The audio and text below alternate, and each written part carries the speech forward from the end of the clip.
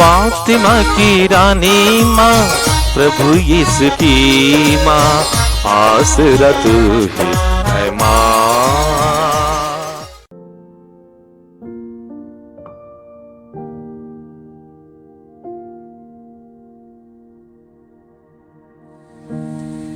पहला पाठ उत्पत्ति ग्रंथ अध्याय 49 पद संख्याएं 2, 8 से 10 तक। याकूब ने अपने पुत्रों को बुलाकर कहा, एकत्र हो जाओ, मैं तुम लोगों को बताऊंगा कि भविष्य में तुम पर क्या बीतेगी। याकूब के पुत्रों, एकत्र हो जाओ और सुनो, अपने पिता इस्राएल की बातों पर ध्यान दो। हे यूदा, तुम्हारे भाई तुम्हारी प्रशंसा करेंगे। तुम्हारा हाथ शत्रुओं की गर्दन दबोच लेगा और तुम्हारे पिता के पुत्र तुम्हें दंडवत करेंगे।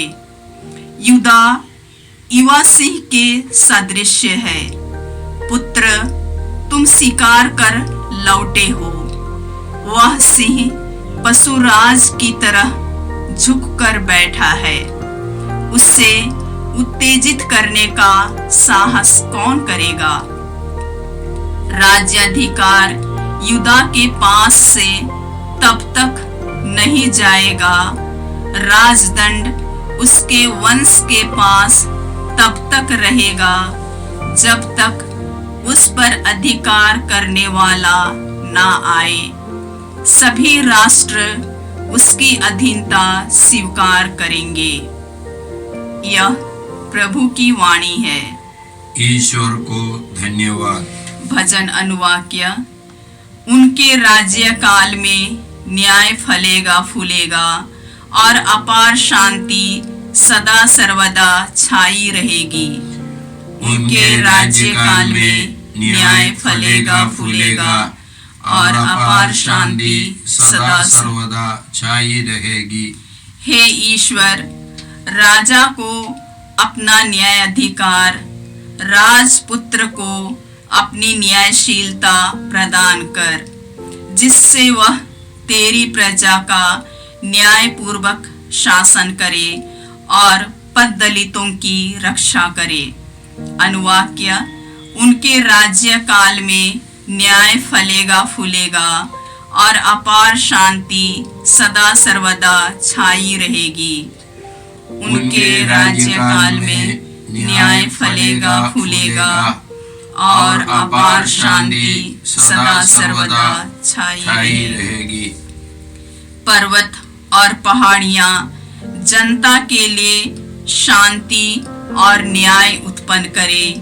वह पद दलितों की रक्षा करेंगे और दरिद्रों की संतति का उद्धार करेंगे।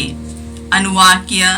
उनके राज्य काल में न्याय फलेगा फूलेगा और अपार शांति सदा सर्वदा छाई रहेगी। उनके राज्य काल में न्याय फलेगा फूलेगा और अपार शांति सदा सर्वदा छाई रहेगी। उनके राज्य काल में न्याय फलेगा फूलेगा और अपार शांति सदा सर्वदा छाई रहेगी। उनका राज्य एक समुद्र से दूसरे समुद्र तक, पृथ्वी के सीमांतों तक फैल जाएगा। अनुवाक्य। उनके राज्य काल में न्याय फलेगा फूलेगा और अपार शांति सदा सर्वदा छाई रहेगी। उनके राज्य काल में न्याय फलेगा फूलेगा और अपार शांति सदा सर्वदा छाई रहेगी। उनका नाम सदा सर्वदा धन्य हो। वह सूर्य की तरह बना रहे। पृथ्वी के सब निवासियों का कल्याण करेंगे और समस्त राष्ट्र उन्हें धन्य कहेंगे। अनुवाक्य। उनके राज्य काल में न्याय फलेगा फूलेगा और अपार शांति सदा सर्वदा छाई रहेगी। उनके राज्य काल में पत्ता फूलेगा और अपार शांति सदा सर्वदा छाई रहेगी। जय घोष। हालेलुया। सर्वोच्च ईश्वर की प्रज्ञा शांति एवं सामर्थ्य से सब कुछ व्यवस्थित करती है। वह हमें सच्चाई का मार्ग बताने आए। हालेलुया। प्रभु आप लोगों के साथ हो और आपकी आत्मा के साथ। संत मत्ती के अनुसार प्रभु यीशु ख्रिस्त का पवित्र सुसमाचार। हे प्रभु तेरी महिमा हो। अध्याय 1 पद संख्याएं 1 से 17।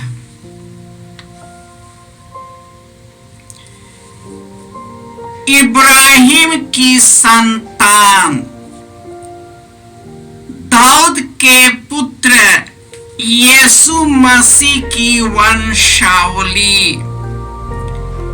इब्राहिम से इसहाक उत्पन्न हुआ, इसहाक से याकूब, याकूब से यूदस और उसके भाई, यूदस और थामर से फारेस और जाड़ा उत्पन्न हुए, फारेस से एस्रोम, एस्रोम से अराम, अराम से अमीनदाब, अमीनदाब से नासोन, नासोन से सलमोन, सलमोन और रखाब से बोज, बोज आरूद से ओबेद, ओबेद से येसे, येसे से राजा दाऊद उत्पन्न हुआ।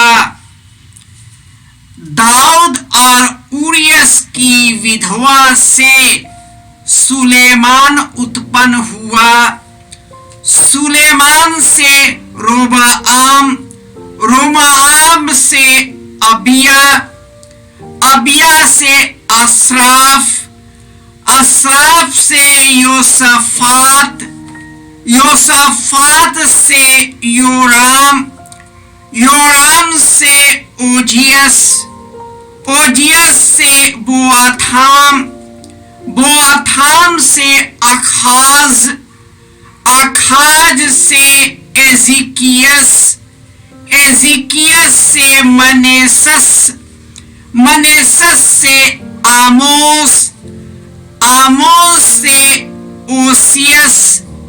और बाबुल निर्वासन के समय ओसियस से येखोनियस और उसके भाई उत्पन्न हुए।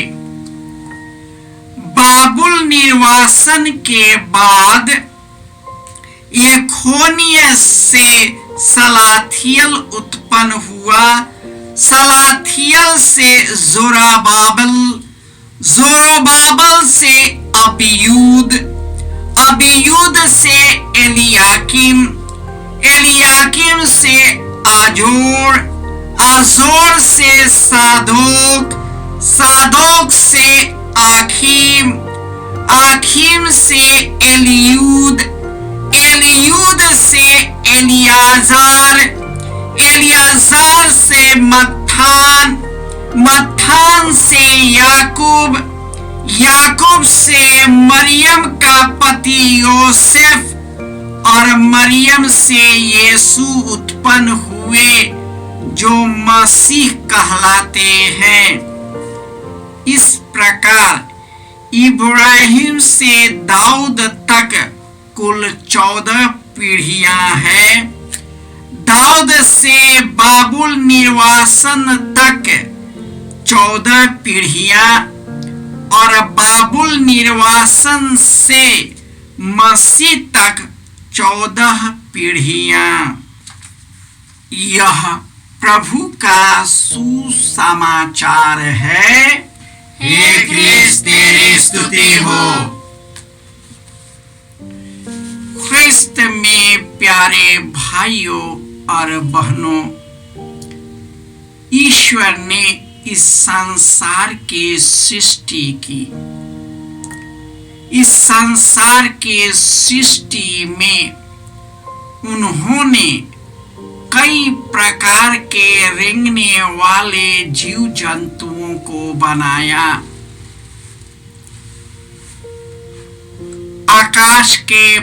आकाश में उड़ने वाले पक्षियों को बनाया। उन्होंने आकाश के आकाशीय पिंडों, ग्रहों, उपग्रहों, सूर्य और चंद्रमा को बनाया। उन्होंने समुद्र में चलने वाले कई प्रजातियों के जीव जंतुओं को बनाया। और यह सब ईश्वर को अच्छा लगा और ये सभी ईश्वर की महानता बिखेरता है। ईश्वर द्वारा बनाई गई सभी वस्तुएं पवित्र है, क्योंकि यही ईश्वर की महिमा गाती है। इसकी देखरेख करना मनुष्य का कर्तव्य है।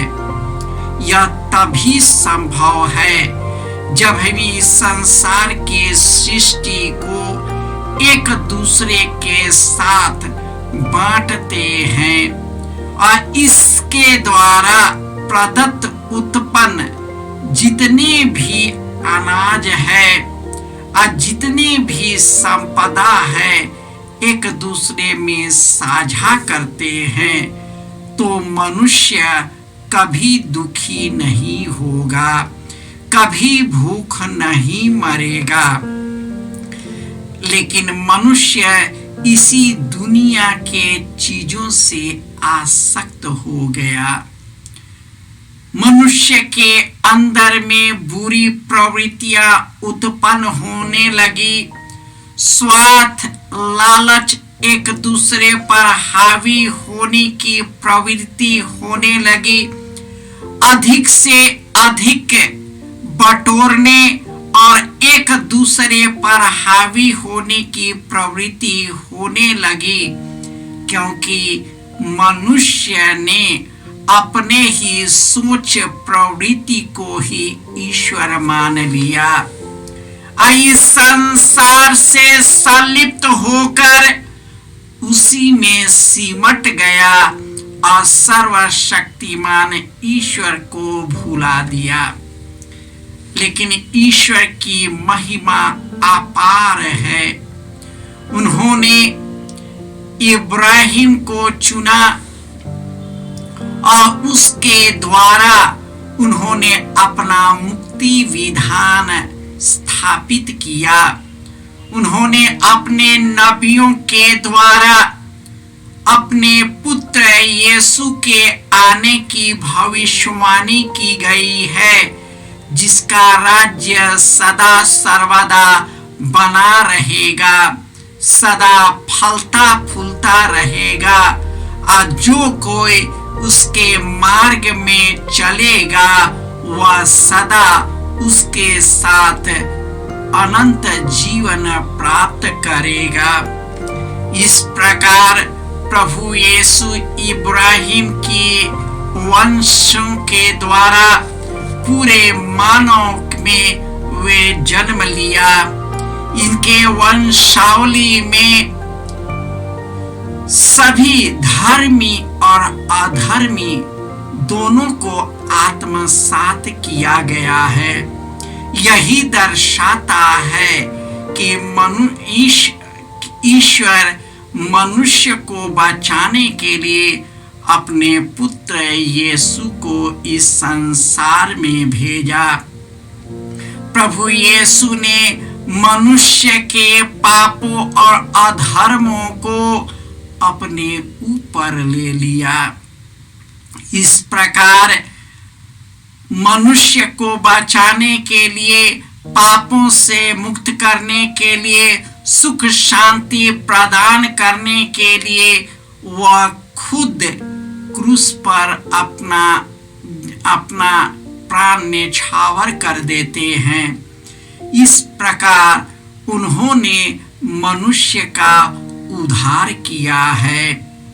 यह समय यीशु के पास लौटने की है। प्रभु यीशु कहते हैं, मार्ग, सत्य और जीवन मैं हूँ। मुझसे होकर गए बिना तू पिता के पास नहीं जा सकते, क्योंकि यीशु जो भी किया अपने पिता से जुड़कर किया और पिता ईश्वर ने उसे वह महिमा प्रदान किया जो सभी वरदानों में सर्वश्रेष्ठ है। ईश्वर ने यीशु को इस पृथ्वी पर और स्वर्ग का अधिकारी नियुक्त किया, क्योंकि यीशु ही पवित्र और निष्कलंक जीवन जीकर अपने प्राणों की आहुति देकर हम मानव की मुक्ति की है।